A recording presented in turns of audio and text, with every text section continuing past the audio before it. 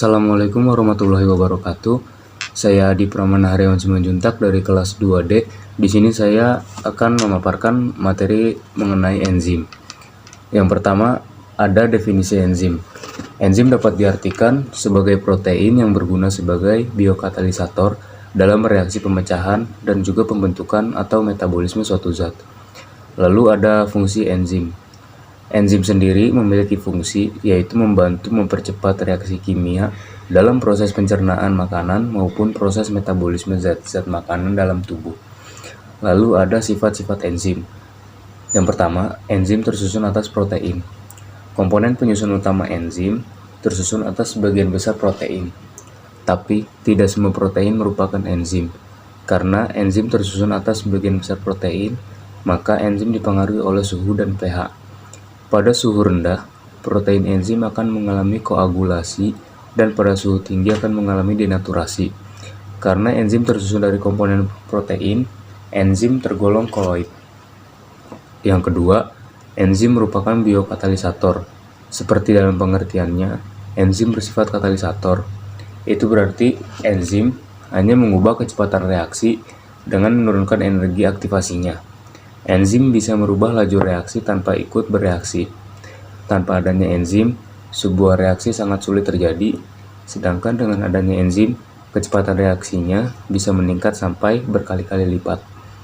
Yang ketiga, ada enzim bekerja secara spesifik.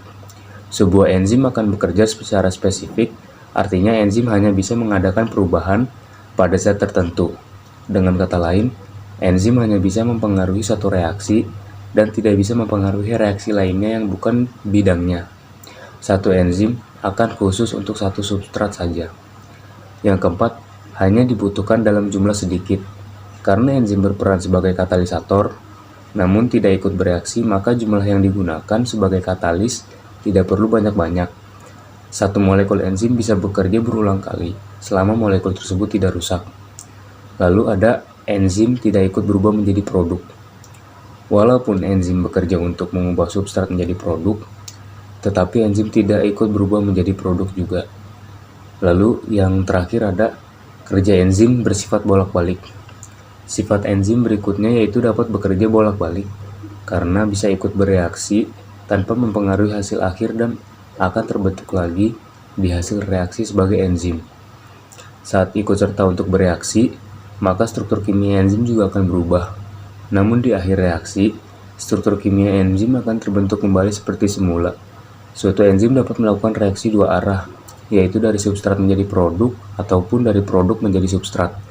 Misalnya saja, enzim lipase yang bisa mengubah lemak menjadi asam lemak dan gliserol. Begitupun sebaliknya, lipase juga bisa menyatukan gliserol dan asam lemak menjadi lemak. Selain itu, enzim tidak hanya dapat menguraikan molekul yang kompleks, namun juga bisa membentuk molekul kompleks dari molekul sederhana penyusunnya atau reaksi bolak-balik. Lalu selanjutnya ada struktur enzim. Sebagian besar enzim terdiri atas komponen penyusun, yakni protein atau apoenzim, dan non-protein atau gugus prostetik. Apoenzim adalah komponen paling dominan dalam struktur enzim. Selain itu, apoenzim ini bersifat labil karena mudah dipengaruhi oleh perubahan suhu dan pH, serta tidak tahan panas. Adapun gugus prostetik terdiri dari ion organik dan ion anorganik. Ion anorganik dalam gugus prostetik disebut sebagai kofaktor, sedangkan ion organik dalam gugus prostetik disebut koenzim, yang berfungsi untuk memindahkan zat kimia dari satu enzim ke enzim lain. Lalu ada faktor-faktor yang mempengaruhi kerja enzim. Faktor yang pertama yaitu suhu. Suhu memengaruhi kerja enzim. Hal itu dapat dilihat saat suhu meningkat, maka aktivitas enzim ikut meningkat. Molekul substrat akan mudah terikat pada sisi aktif enzim setelah energinya berkurang. Kerja enzim lebih optimal pada suhu tinggi, namun ada batas maksimum sebuah enzim bisa bertahan. Sebab jika suhu enzim terlalu tinggi, enzim bisa rusak. Yang kedua, pH. pH atau kondisi derajat keasaman lingkungan yang berkaitan dengan enzim adalah faktor kedua yang mempengaruhi kerjanya. Ketika pH terlalu tinggi atau terlalu rendah, maka enzim akan mengalami denaturasi atau kerusakan. Yang ketiga ada aktivator. Aktivator ini molekul yang memudahkan enzim dan substrat untuk terikat dan bekerja dengan baik. Keberadaan aktivator mempercepat kerja enzim. Lalu yang keempat ini ada inhibitor. Inhibitor memiliki cara kerja yang berkebalikan dengan aktivator. Inhibitor menghambat ikatan enzim dengan substratnya. Lalu ada dua jenis inhibitor, yakni inhibitor kompetitif dan inhibitor non-kompetitif. Inhibitor kompetitif bersaing dengan substrat untuk mendapatkan sisi aktif enzim. Sedangkan inhibitor non-kompetitif mengubah bentuk enzim sehingga sisi aktif tak berfungsi. Lalu ada konsentrasi substrat. Konsentrasi substrat yang telah mencapai titik jenuh akan membuat kecepatan reaksi tidak bisa ditambah lagi karena sudah mencapai batas maksimal. Laju reaksi enzim bisa meningkat apabila terjadi penurunan konsentrasi substrat. Saat konsentrasi substrat makin pekat, kerja enzim justru bakal menurun sehingga perlu tambahan enzim untuk mengembalikan laju reaksinya agar optimal lagi. Lalu ada jenis enzim dan fungsinya. Yang pertama ada amilase. Amilase adalah jenis enzim yang memiliki tugas utama untuk mencerna karbohidrat kompleks atau pati menjadi karbohidrat sederhana atau glukosa. Lalu yang kedua ada protease.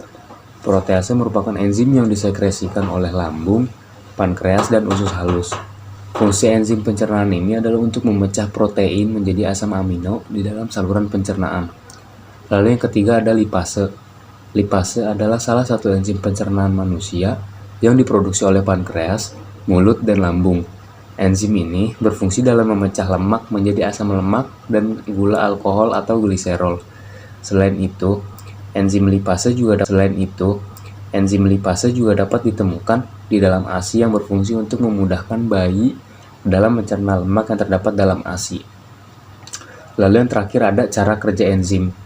Terdapat dua teori yang menjelaskan mengenai cara kerja enzim. Yang pertama, yaitu teori lock and key. Teori lock and key muncul pertama kali oleh Emil Fischer pada tahun 1894. Enzim tidak dapat berikatan dengan substrat yang memiliki bentuk spesifik atau dengan isi aktif dari enzim. Substrat yang dapat berhubungan dengan enzim ialah substrat yang memiliki bentuk yang cocok secara fisik. Oleh karena itu, teori ini diberi nama dengan lock and key atau teori gembok kunci. Perumpamaan dalam teori ini yaitu substrat sebagai gembok, sedangkan enzimnya sebagai kuncinya. Gembok dan kunci akan dapat terbuka apabila gembok dan kunci memiliki kecocokan, begitupun sebaliknya. Lalu yang kedua ada teori induced fit. Teori induced fit menjelaskan interaksi antara enzim dan substrat dengan cara yang lebih fleksibel. Menurut teori ini, enzim dapat mengalami perubahan bentuk saat berinteraksi dengan substrat. Ketika substrat mendekati situs aktif enzim, bentuk aktif enzim akan beradaptasi dan mengubah sedikit bentuknya agar sesuai dengan substrat. Perubahan ini meningkatkan keterikatan antara enzim dan substrat, memfasilitasi reaksi kimia dengan lebih efisien. Setelah reaksi selesai, enzim akan kembali ke bentuk awalnya dan siap berinteraksi dengan substrat berikutnya. Nama saya Ida Lutfia Ramadhani. Materi selanjutnya yaitu vitamin. Sebelumnya teman-teman tahu nggak sih apa itu vitamin? Kalau belum tahu, kita belajar bareng-bareng yuk. Nah, jadi vitamin adalah nutrisi tambahan yang diperlukan bagi tubuh untuk bisa menunjang kinerja. Pada umumnya, vitamin berasal dari makanan dan buah-buahan yang bersifat organik. Vitamin juga dapat diartikan sebagai senyawa organik esensial yang dibutuhkan tubuh dalam jumlah kecil. Lalu, vitamin juga terbagi beberapa jenis, diantaranya yaitu vitamin larut lemak dan vitamin larut air. Vitamin larut air merupakan vitamin yang tidak dapat disimpan dalam jumlah banyak dalam tubuh dan akan diekskresikan atau akan dibuang melalui urin. Vitamin larut air contohnya itu vitamin B dan C. Nah, yang kedua kan ada vitamin larut lemak, yaitu vitamin yang larut dalam lemak dan kemudian diserap bersamaan dengan lemak dalam makanan dan disimpan dalam jaringan lemak, tubuh, dan di hati. Vitamin jenis ini ditemukan di banyak makanan nabati dan hewani dan dalam suplemen. Jenis vitamin ini adalah vitamin A, D, E, dan K. Selanjutnya, itu ada manfaat vitamin.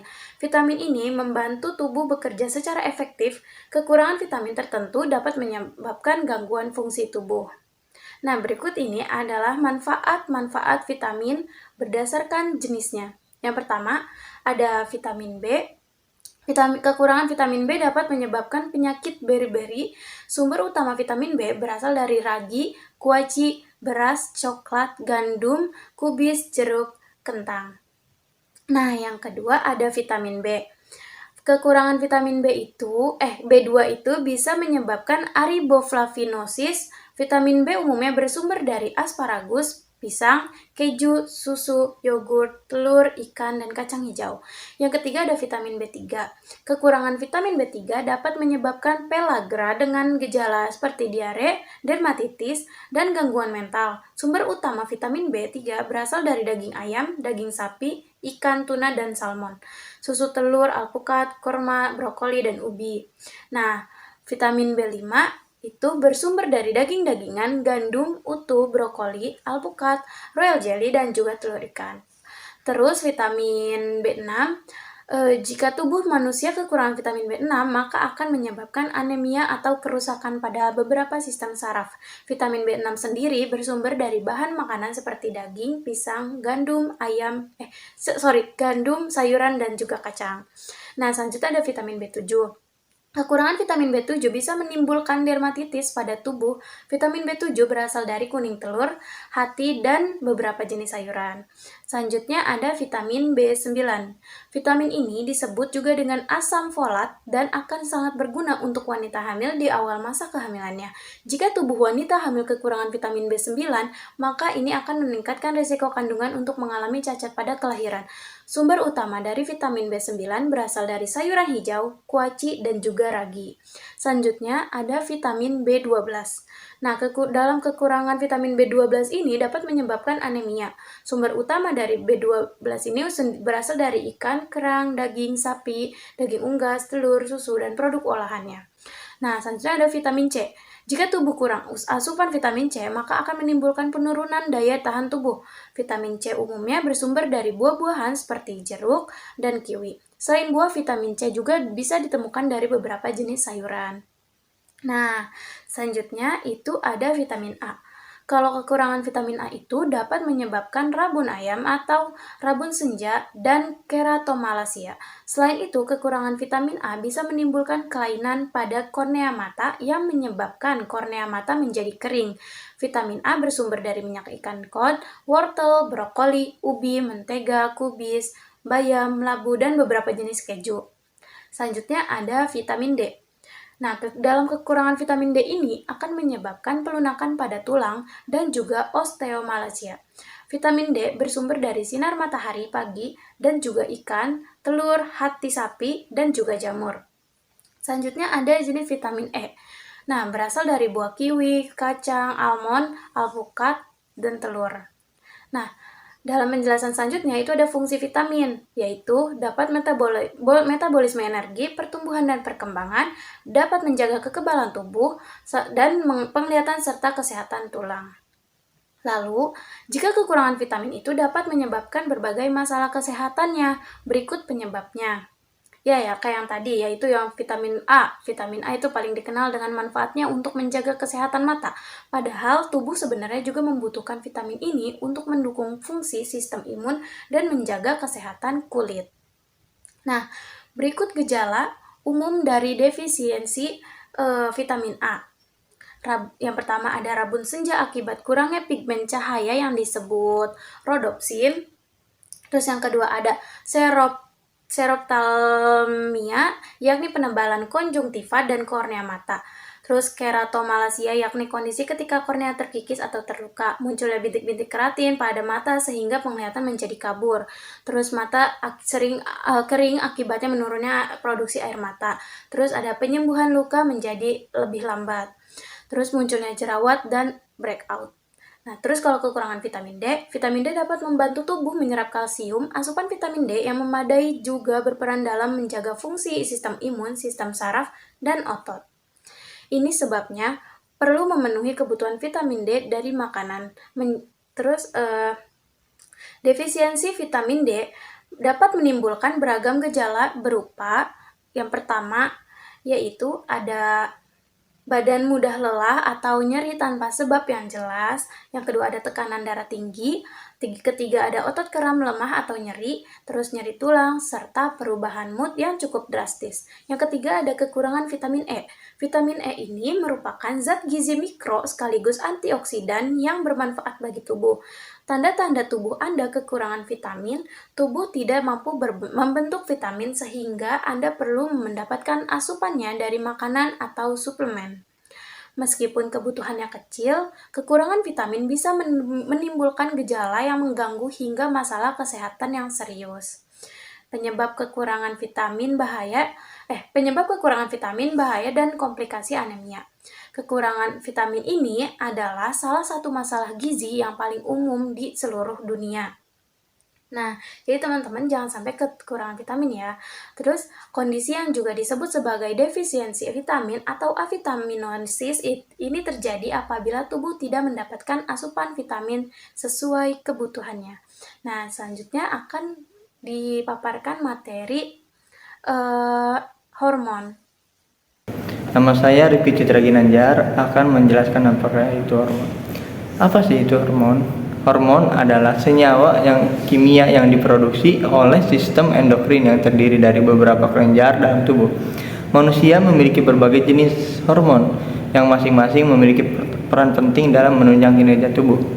Bagian di dalam tubuh yang termasuk dalam sistem endokrin dan memproduksi hormon adalah: yang pertama ada kelenjar hipotalamus, yang kedua kelenjar hipofisitis, kedua kelenjar pineal, kelenjar tiroid, kelenjar paratiroid, kelenjar adrenal. Namun tidak hanya sistem endokrin, beberapa hormon juga diproduksi dalam dan dilepaskan oleh jaringan tubuh lainnya seperti sistem pencernaan, pankreas, lambung, usus halus. Organ reproduksi itu ginjal, terus hati, jaringan lemak, plasenta, fungsi hormon dan plasenta. Fungsi hormon. Setelah diproduksi di dalam tubuh, hormon akan disalurkan ke berbagai organ yang membutuhkannya agar bisa menjalankan tugasnya dengan baik. Secara umum, fungsi hormon adalah sebagai berikut. Yang pertama, mendukung proses reproduksi dan fungsi seksual. Yang kedua, mendukung fungsi kognitif. Yang ketiga, mendukung pertumbuhan dan perkembangan. Yang keempat, mencerna makanan. Dan yang kelima, membantu penyerapan gizi. Keenam, mengatur siklus tidur. Ketujuh, membantu kinerja organ jantung. 8, mengaruhi suasana hati atau mood. Yang ke-9, mengatur keseimbangan dalam tubuh termasuk keseimbangan tekanan darah, gula darah, elektrolit cairan, dan suhu tubuh. Yang pertama, kelenjar hipotalamus. Kelenjar hipotalamus adalah bagian kecil di otak yang terhubung dengan kelenjar pituitari melalui tangkai atau batang hipofisitis. Bagian ini melepaskan beberapa hormon yang berfungsi untuk mengontrol kinerja kelenjar pituitari. Hormon yang dihasilkan oleh kelenjar hipotalamus adalah sebagai berikut: hormon pelepas hormon pertumbuhan, hormon pelepas kortikotropin, dopamin, dan hormon pelepas gonadotropin atau somatostatin, dan hormon pelepas tirotropin atau oksitosin. Hipotalamus menghasilkan oksitosin, tetapi kelenjar pituitari yang akan menyimpan dan melepaskannya ke aliran darah. Kedua, kelenjar pituitari. Kelenjar pituitari adalah kelenjar yang menghasilkan hormon yang sebagian besar digunakan untuk mengontrol fungsi kelenjar endokrin lainnya. Berikut adalah beberapa hormon yang diproduksi oleh kelenjar pituitari. Yang pertama, hormon adrenokort atau ACTH. Yang kedua, hormon perangsang folikel FSH. Yang ketiga, oksitotin, hormon pertumbuhan GH atau GH, hormon luteinizing atau LH, prolaktin, hormon perangsang tiroid TSH, hormon antidiuretik ADH atau vasopresin. Dan yang ketiga ada kelenjar tiroid. Hormon yang dihasilkan oleh kelenjar tiroid adalah hormon yang berfungsi untuk mengatur proses metabolisme, proses untuk mengolah makanan menjadi energi yang dibutuhkan dalam menjalani aktivitas sehari-hari dalam tubuh. Adapun jenis-jenis hormon yang dihasilkan oleh triloditorin atau T3. Yang pertama tiroksin, yang kedua calcitonin, itu reverse triloditorin. Yang keempat ada kelenjar pineal. Kelenjar pineal adalah kelenjar yang terletak di tengah otak dan berfungsi memproduksi hormon melatonin. Hormon tersebut bermanfaat dalam mengatur siklus tidur. Yang kelima, kelenjar paratiroid. Tugas utama kelenjar paratiroid adalah melepaskan hormon paratiroid yang berfungsi untuk menjaga keseimbangan kadar kalsium dalam darah dan mengatur penyerapan kalsium oleh tulang. Dan yang keenam, kelenjar adrenal. Hormon yang dihasilkan oleh kelenjar ini adalah DHEA dan androgen, kortisol, aldosteron, adrenalin, dan noradrenalin. Yang ketujuh ada organ pankreas. Organ pankreas berperan dalam memproduksi hormon insulin dan glukagon untuk membantu mengendalikan kadar gula dalam darah agar tetap terjaga normal. Yang kedelapan ada kelenjar timus. Kelenjar timus menghasilkan hormon yang berkaitan dengan proses pembentukan sel limfosit T, yaitu komponen sel darah putih yang berperan sebagai pertahanan tubuh dari serangan penyakit. Dan yang kedelapan ada organ reproduksi, yang mana sistem reproduksi pria dan wanita berbeda, sehingga hormon yang dihasilkan pun juga berbeda. Berikut masing-masing penjelasannya. Untuk wanita disebut dengan ovarium, memproduksi hormon estrogen dan progesteron. Kedua hormon tersebut berperan dalam pembentukan payudara, mengatur siklus menstruasi, dan menunjang kehamilan. Ada pula pada pria disebut dengan testis, memproduksi hormon testosteron yang berperan dalam menghasilkan sel sperma dan merangsang pertumbuhan rambut di wajah dan kemaluan saat mencapai masa pubertas. Mungkin cukup sekian. Wabillahi taufiq wal hidayah. Wassalamualaikum warahmatullahi wabarakatuh.